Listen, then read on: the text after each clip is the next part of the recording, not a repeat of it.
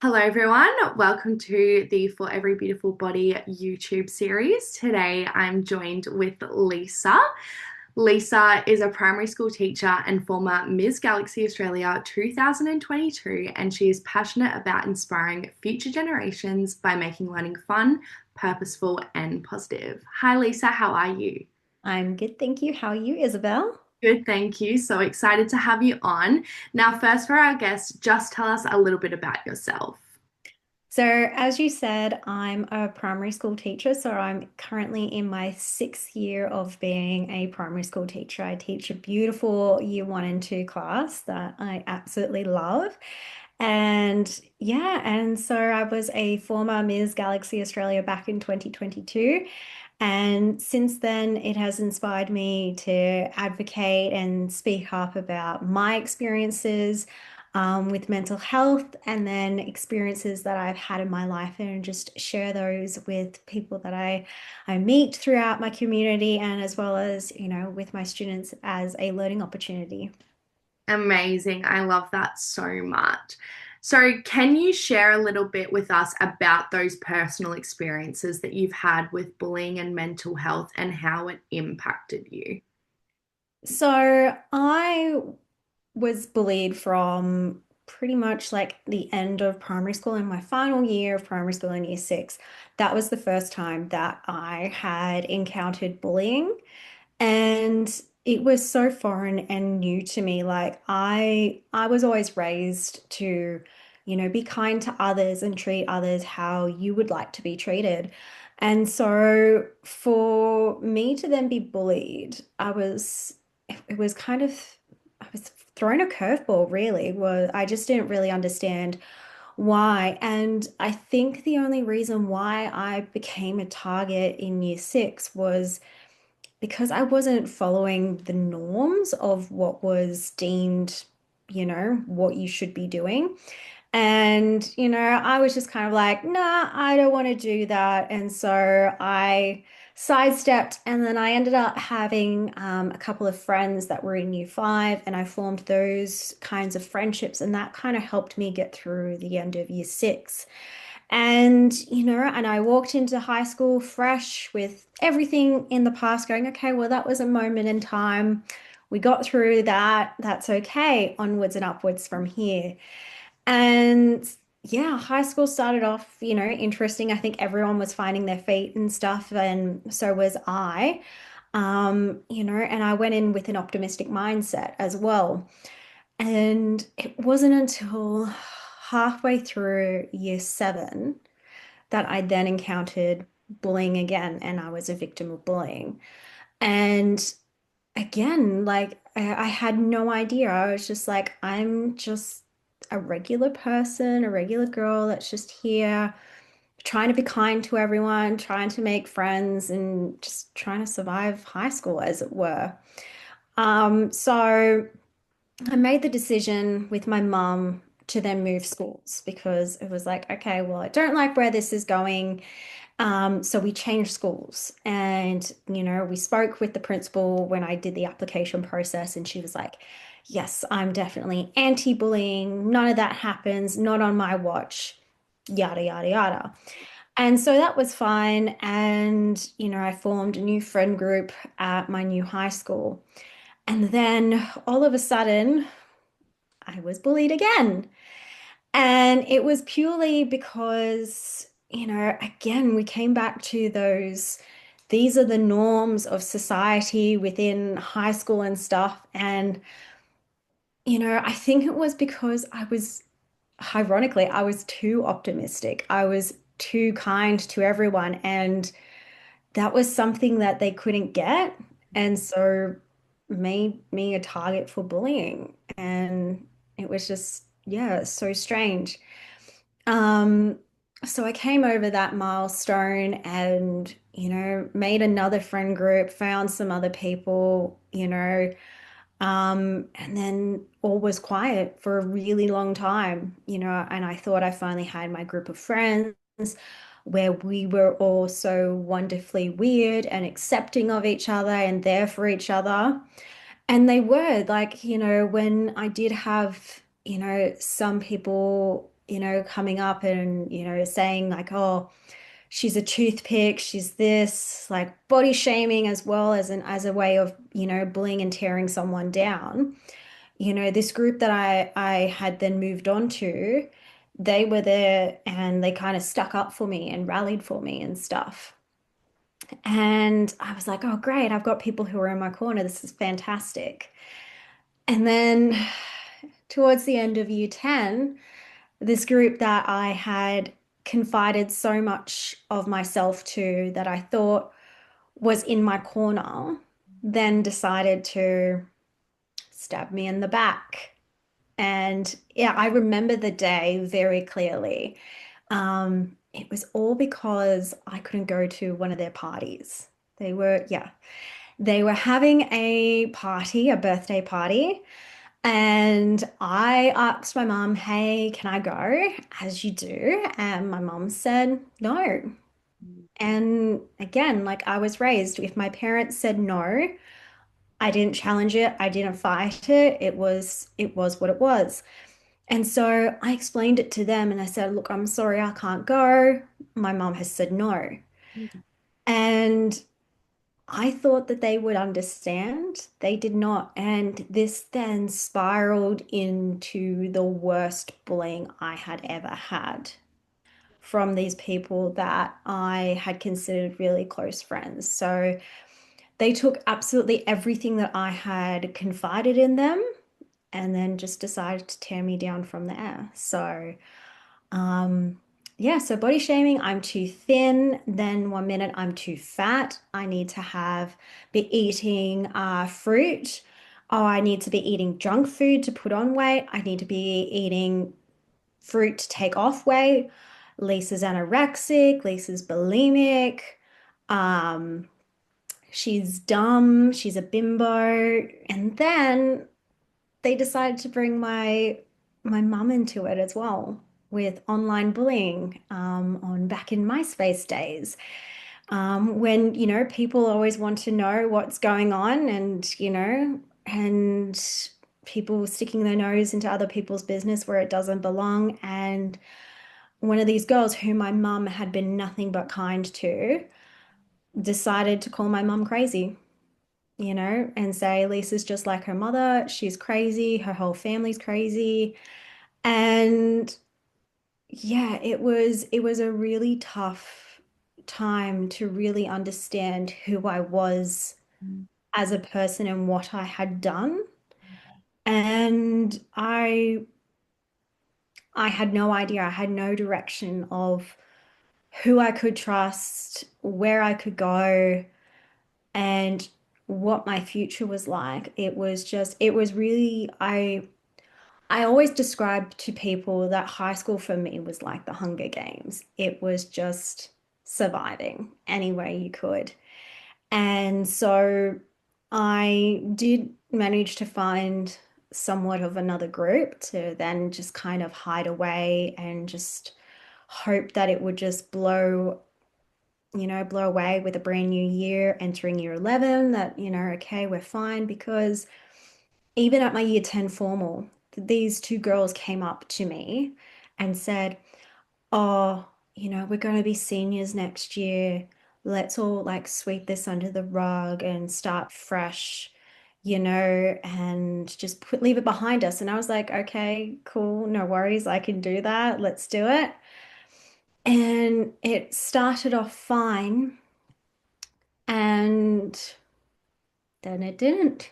And it got worse again in year 11. It got so much worse. And I had another friend who was friends with myself and with the former group. And they were saying, oh, I'm neutral. I'm not here. I just want to make sure, like, you have to understand I'm friends with them, but I'm also friends with you. And I was like, that's fine. No worries. And so this person then, unbeknownst to me, was trying to get like information out of me, like trying to get me to talk smack about them.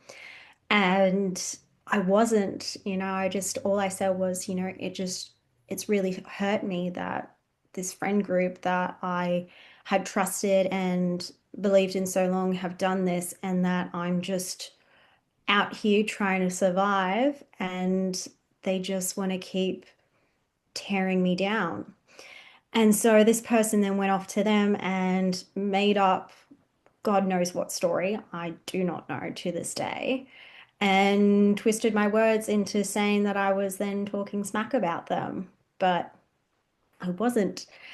And so they would kind of like look at me throughout the classroom and look at me in the playground and everything like that, and then purposely talk to people, who I knew as well as a way to kind of get under my skin, and make me feel isolated and alone, which was what I was already feeling in general.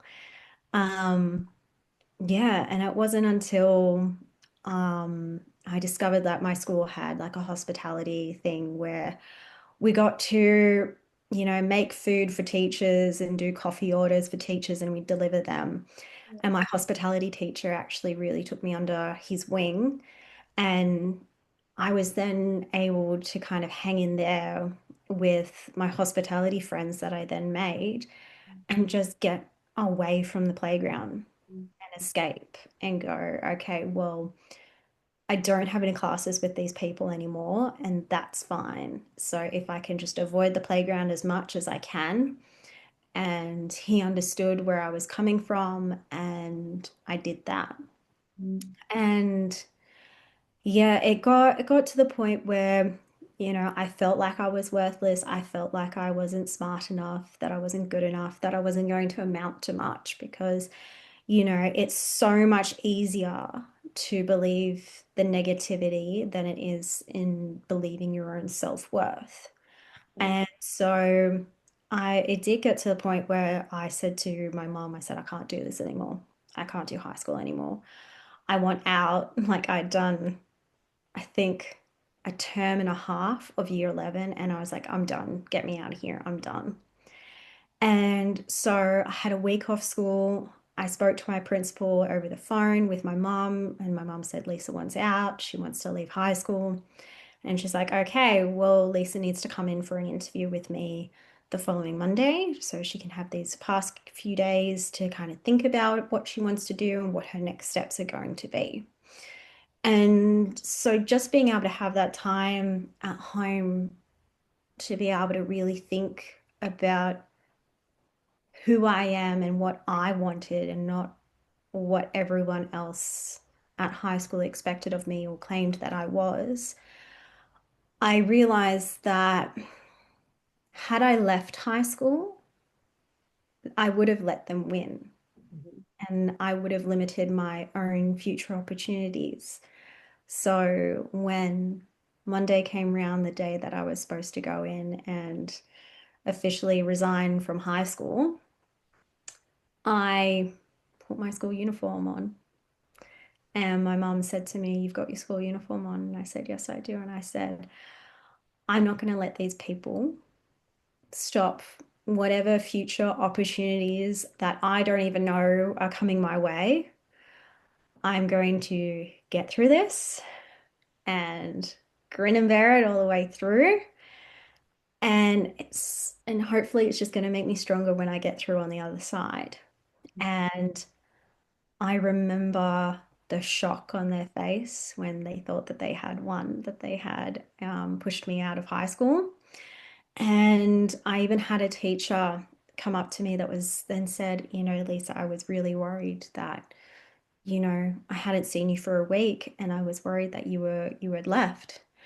And I said to them, high school is only going to be one small part of my life, and I'm not going to let a couple of girls stop me from whatever the future has in store for me because they obviously can see something, whether that's potential, whether it's brains, I don't know, because I couldn't see it. And I was just like, okay, well, let's just do this. And I managed to finish high school, and it was all thanks to having educators that actually saw me for who I was and what I was going through, and providing me those safe spaces to be able to, survive, as it were. So, yeah. For sure. Thank you so much for sharing that with us. I know that sometimes it can be so hard to share your story, so thank you for being vulnerable. So, as an educator yourself, Mhm. you mentioned that those were the type of people that you leaned on.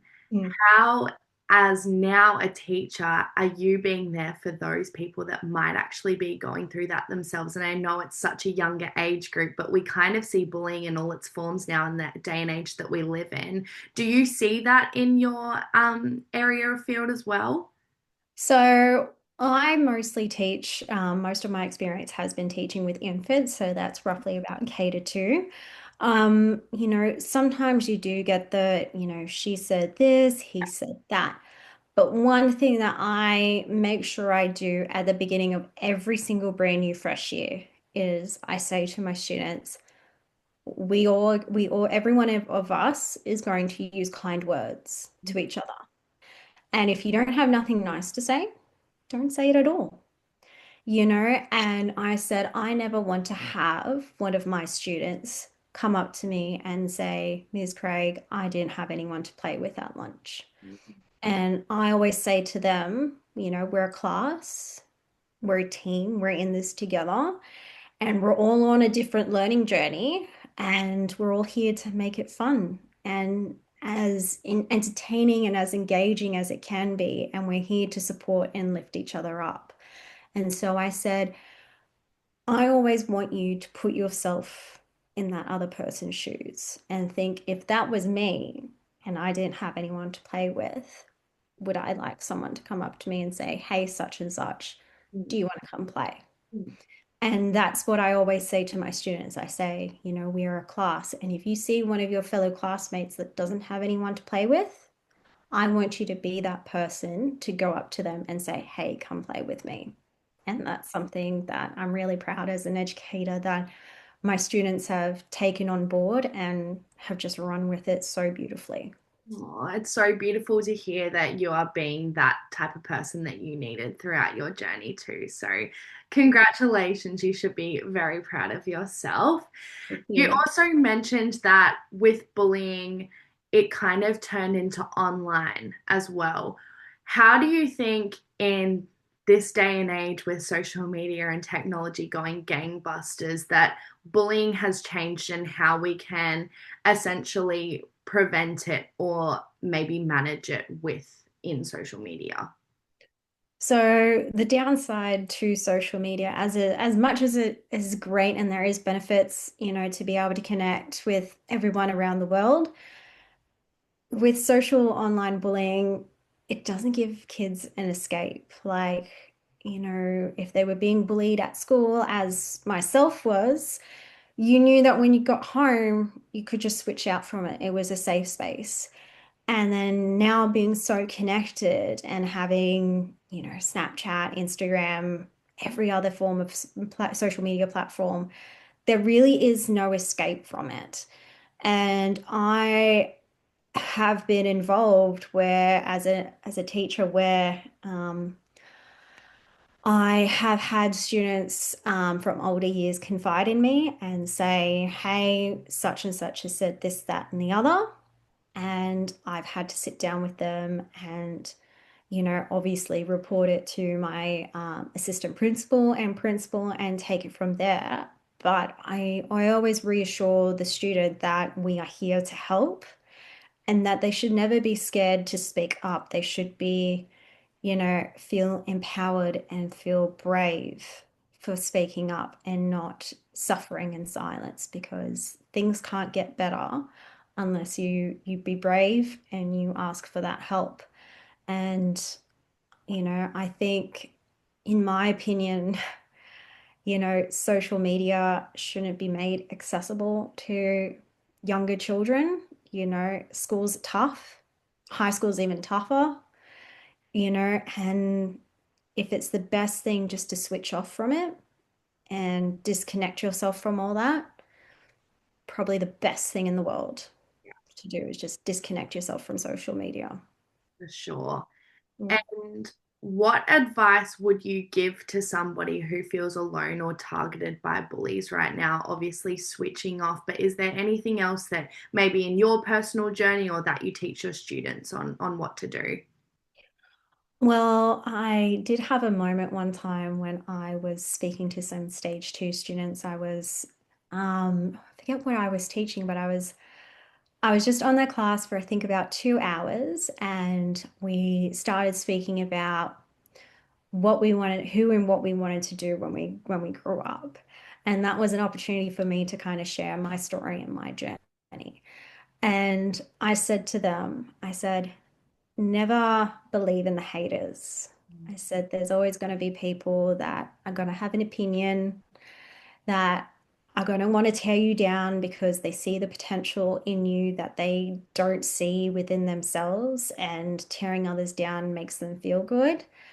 I told them to keep on believing in themselves, that if they want it and they want to succeed in it, that they keep on believing in who they are.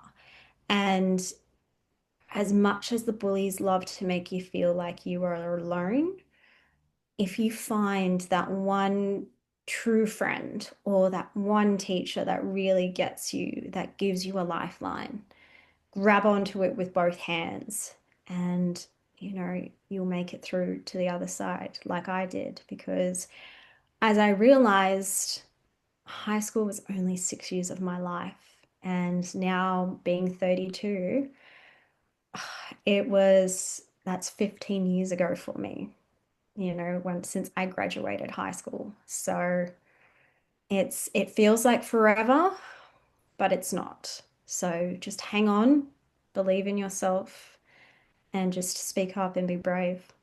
Amazing, for sure. Thank you so much. So, for your last question today, how did bullying and overcoming that shape you into the person that you are today? I think it made me more resilient, and um, and I think it also made me more empathetic to others' feelings, and wanting to be that positive ray of light for others that I wish I had all the way through.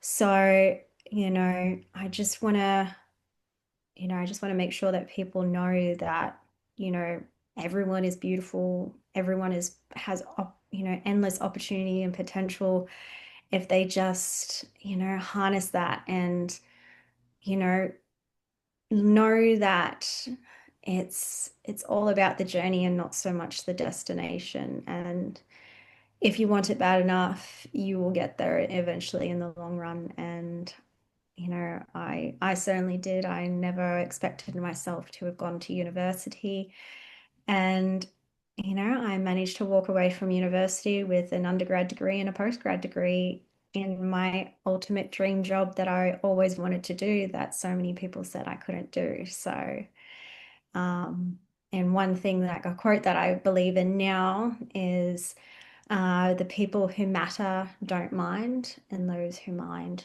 don't matter. I love that. I love that so much. Well, thank you so much for coming on the For Every Beautiful Body YouTube series. It's been a pleasure having you, and I know that this interview will touch so many people as well and really help them in their journeys and their healing journeys as well. So, quickly before we go, where can everyone find you on social media and all your links and everything like that? So I like to keep it very simple. You can find me on Instagram with my handle being at lisa.a.craig. Amazing. Uh, Thank you so much, Lisa. It's been a Thank pleasure having you, and we can't wait to see your journey.